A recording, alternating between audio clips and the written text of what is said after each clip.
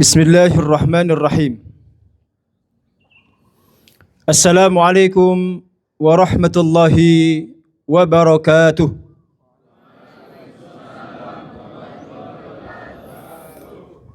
Assalamualaikum warahmatullahi wabarakatuh.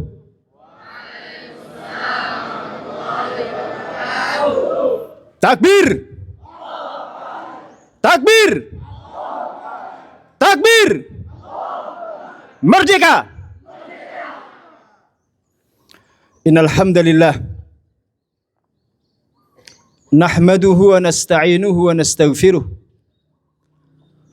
wa na'udzu billahi min shururi anfusina wa min sayyiati a'malina may yahdihillahu fala mudilla lahu wa may yudlil fala hadiya lahu. Asyhadu an la ilaha illallah wahdahu la syarika lah wa asyhadu anna Muhammadan abduhu wa rasuluh alladhi ballagha ar-risalah wa adda al-amanah wa nasaha al-ummah wa jahada fillahi haqqa jihadihi ila yaumil qiyamah. Wa ba'du, faqad qala ta'ala fi kitabihil karim wa huwa asdaqul qailin wa innahu ladhikrun laka wa liqaumika wa sawfa tus'alun. Wa qala alaihi salatu wassalam, man salaka tariqan yaltamisu fihi ilman sahalallahu lahu bihi tariqan ilal jannah. Ikhwani wa akhwati fillah, seluruh asatidzah, segenap dewan kiai, para musyrif musyrifah, seluruh santri, at-talabah jami'an hafidhakumullah. Mari selalu kita bersyukur pada Allah Subhanahu wa taala.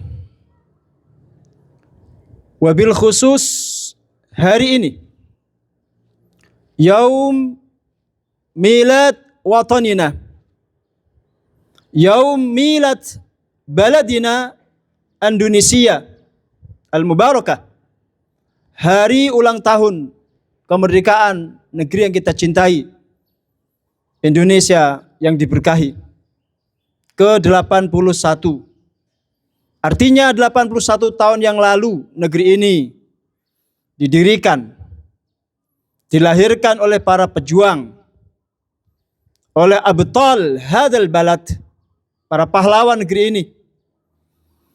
Dengan juhud mereka, dengan tetes keringat mereka, bahkan dengan kucuran darah mereka, mereka persembahkan untuk kita, generasi setelah mereka.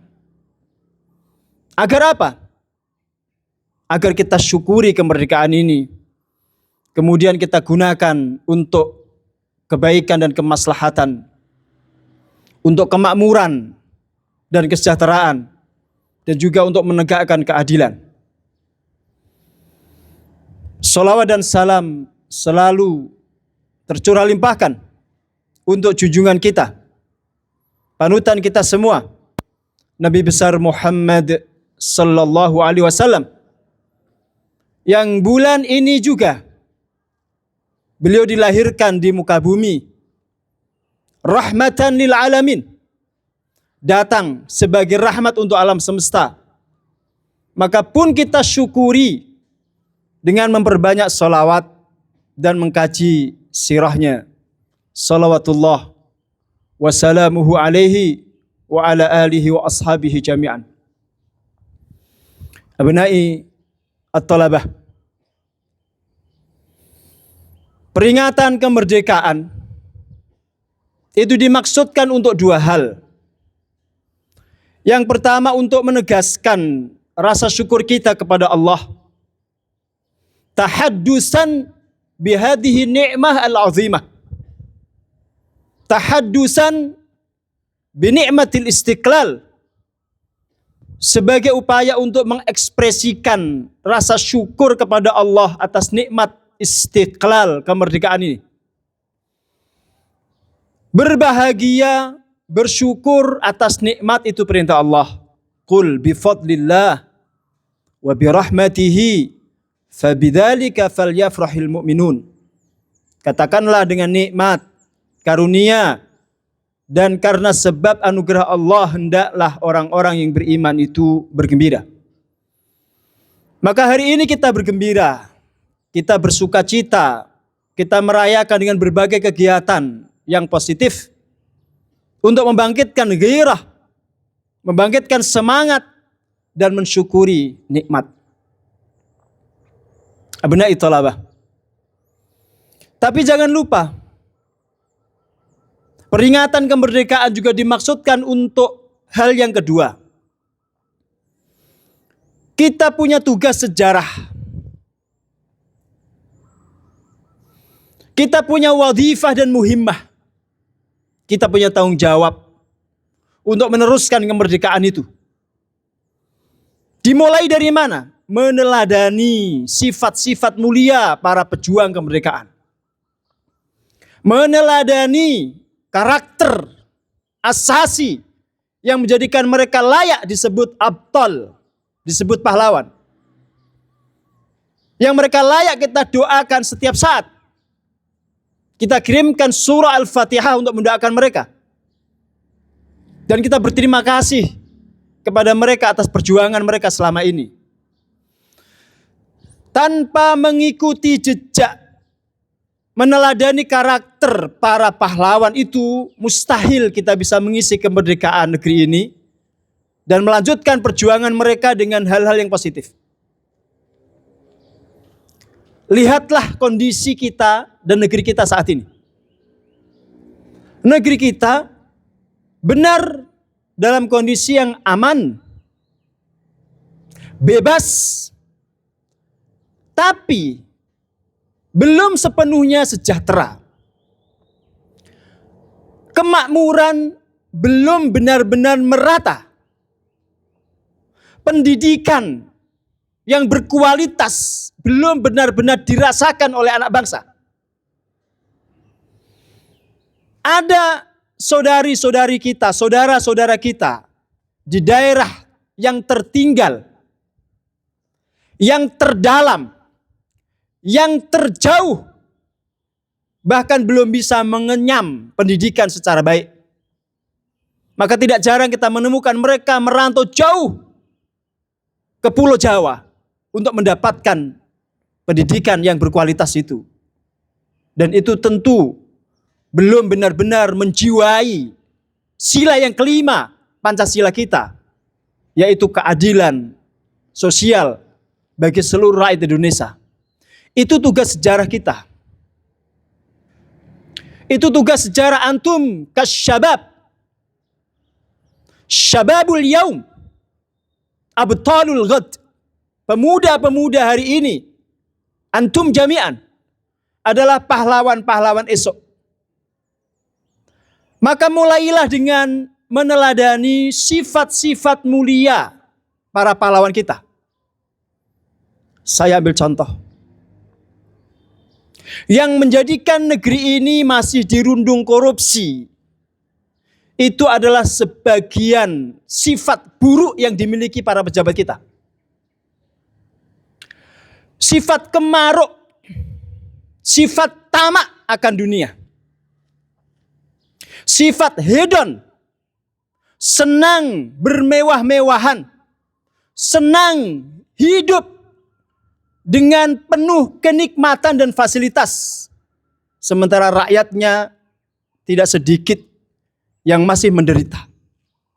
Pahlawan kita dulu hidup begitu sederhana. Sering mengencangkan ikat pinggang karena lapar yang mendera. Sering tidak tidur. Mereka bergadang tapi tidak untuk nonton bareng. Tidak untuk joget-joget dan berdansa. Tidak untuk menikmati hiburan, tapi memikirkan bagaimana caranya memerdekakan negeri ini. Mereka seringkali bahkan jatuh sakit, tapi tetap menyusuri hutan, bergerilya. Tidak ada sedikit pun lelah dan payah yang terlihat dari wajah mereka. Saya ambil contoh. Kita pernah punya jenderal.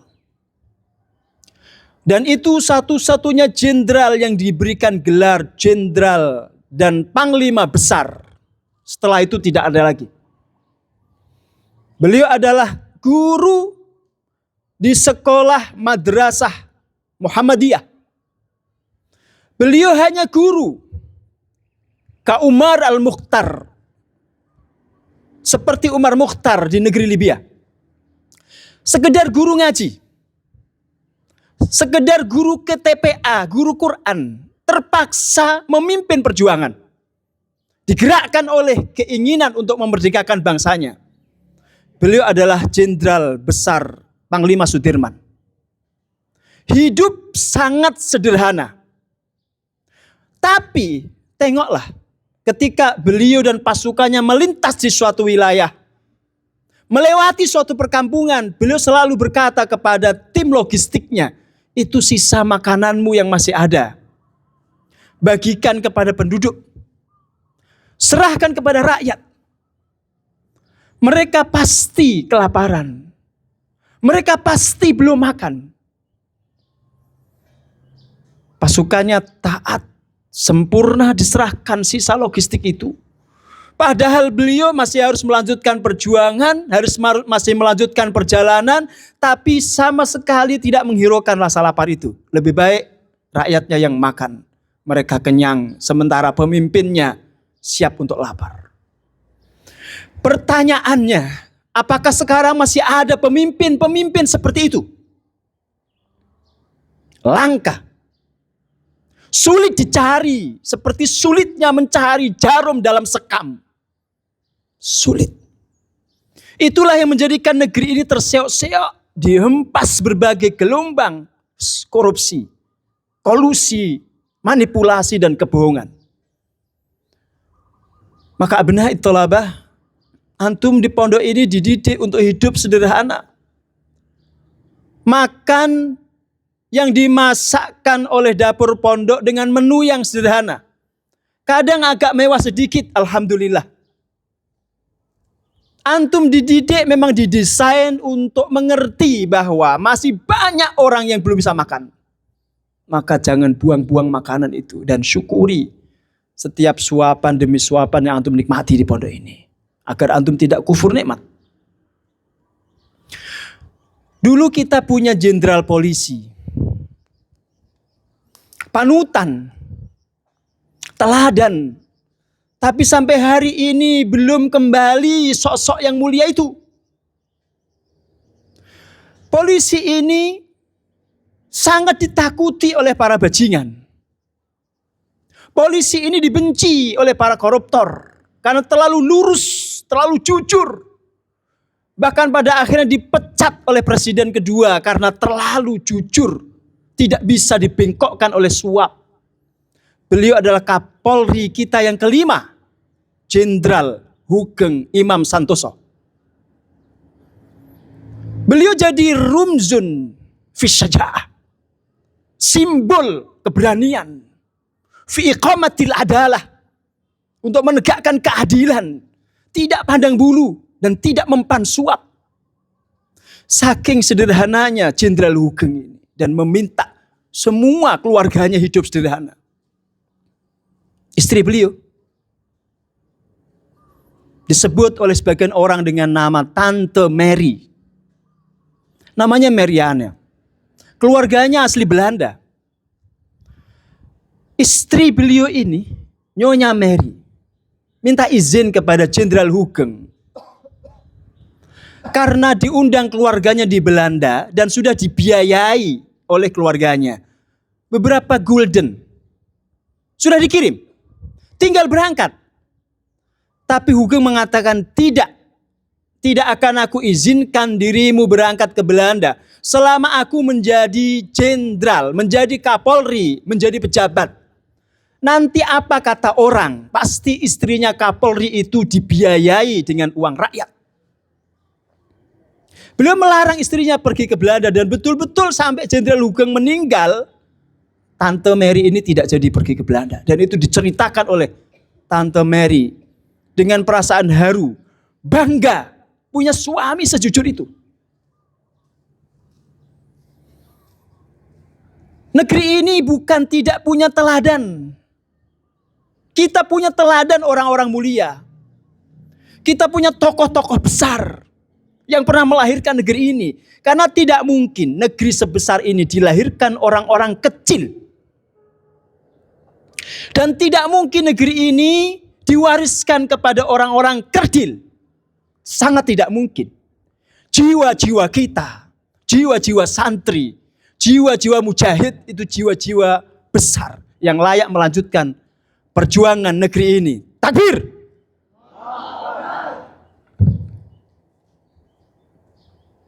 Abnai thalabah. Dulu kita punya diplomat yang sangat bersahaja, namun disegani dunia. Penampilannya, perawakannya, ka'amatin nas, sebagai umumnya manusia. Tidak seperti pejabat. Penampilannya biasa. Raut wajahnya juga biasa seperti orang kampung pada umumnya. Tapi ketika dia bicara, kalimatnya efektif.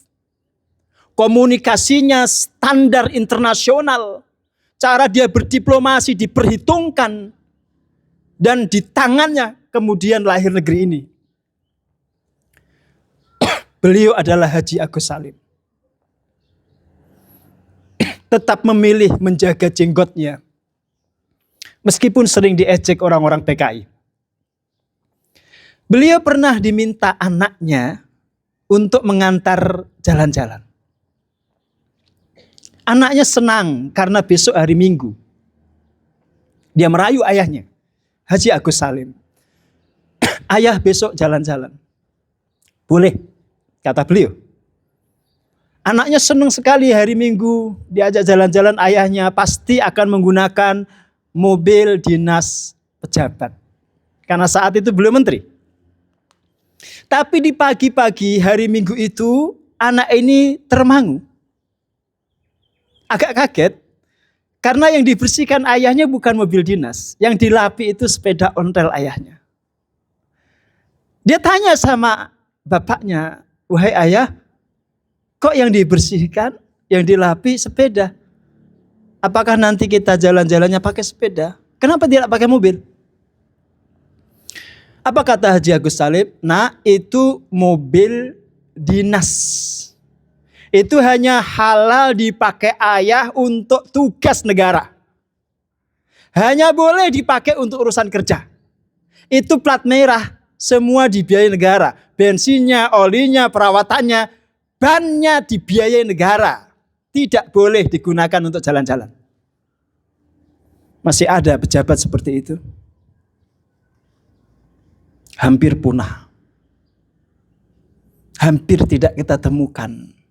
Kecuali antum berjanji pada Allah, kecuali antum berjanji pada sejarah bahwa antum akan mengulang sejarah Haji Agus Salim di masa yang akan datang. Kecuali antum berjanji kepada republik ini bahwa nanti antumlah yang akan menjadi Haji Agus Salim yang lain fil mustakbal di masa depan. Jangan pernah lupa bahwa junjungan kita yang dilahirkan juga di bulan ini adalah sosok yang sederhana. Sosok yang begitu bersahaja, hidup sering dirundung kemiskinan. Bahkan Sayyidah Aisyah pernah ditanya, bagaimana kehidupan beliau, sang Nabi teladan. Kata Aisyah, kami pernah selama 3 bulan tidak sama sekali mengepulkan asap di dapur kami. Terus sang penanya itu kembali mengutarakan pertanyaan. Lantas dengan apa Anda dan Rasulullah bertahan? Bil aswadain. Kata Sayyidah Aisyah, dengan 2 benda hitam. Bitamri wal ma'. dengan tamr, kurma, dan air. Tidak ada yang dimasak, bukan tidak mau masak. Tidak ada yang harus dimasak di dapur sehingga dapurnya tidak mengepulkan asap. Dan itu terbukti lewat pertanyaan. Suatu hari ketika Nabi pulang dari masjid, Nabi tanya kepada Sayyidah Aisyah, "Wahai Aisyah, apakah ada sarapan pagi ini?" "La ya Rasulullah, idzan ana shaim." "Tidak wahai Rasul." Apa kata Nabi? "Kalau demikian hari ini aku puasa." Beliau mencontohkan keteladanan itu dan menjadikan keteladanan itu mengalir di ruh umat ini sampai hari ini.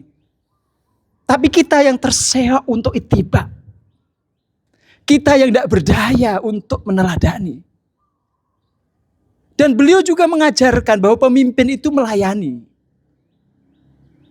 Maka antum tengok dalam lembaran sejarah, ketika perang Khandaq, ketika perang Ahzab, Sayyidina Jabir melihat Rasul sudah melilitkan 3 atau 4 batu di dalam baju, di perut beliau.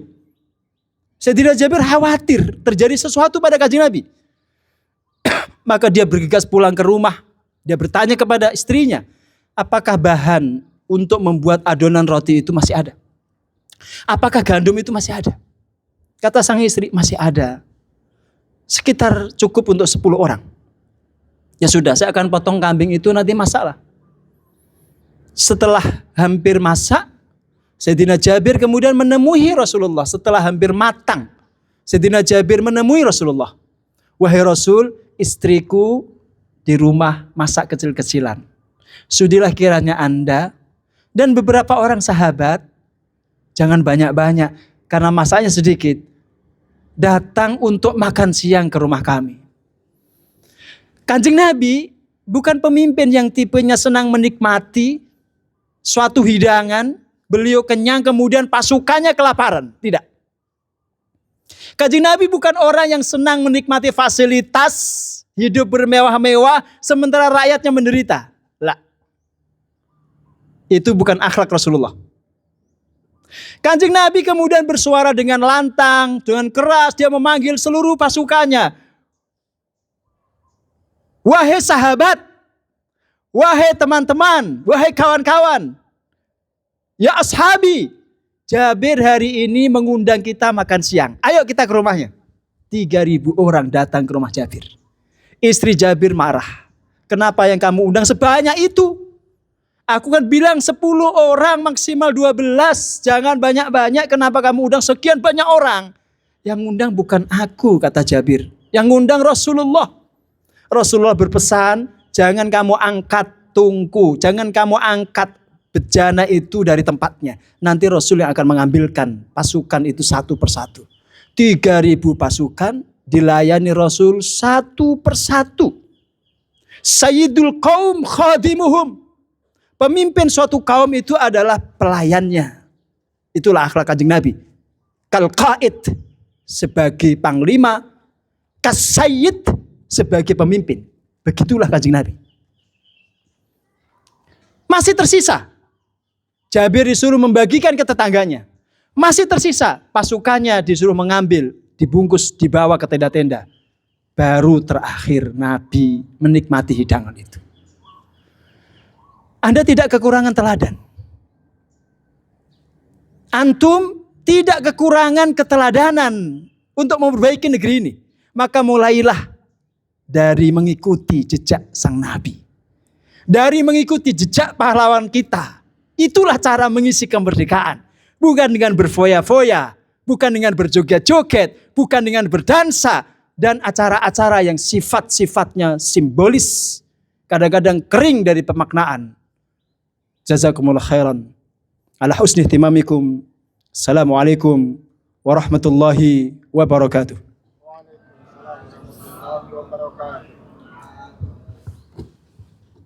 Siap. Gerak.